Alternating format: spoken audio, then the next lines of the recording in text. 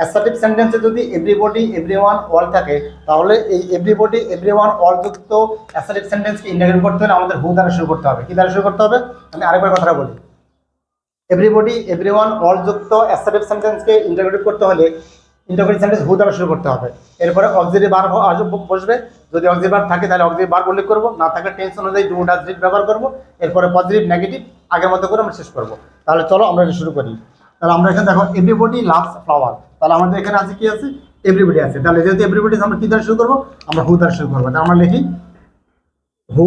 এরপর হচ্ছে auxiliary verb, এটা এখানে কোনো অক্সিলারি ভার্ব উল্লেখ নেই। তাহলে এখানে দেখো ভার্বের শেষে থার্ড পারসন অ্যাজ যোগ আছে, তার মানে এটা আছে প্রেজেন্ট ইনডেফিনিট। তাহলে আমরা কি লিখতে পারি? হু। তাহলে এখানে যেহেতু থার্ড পারসন, তাহলে আমরা লিখবো অক্সিলারি ভার্ব ডাজেন্ট। ডাজ এটা পজিটিভ আছে, অ্যান্সার হয়ে যাবে কি negative. Who doesn't love flower, লাস্টে কোশ্চেন মার্ক।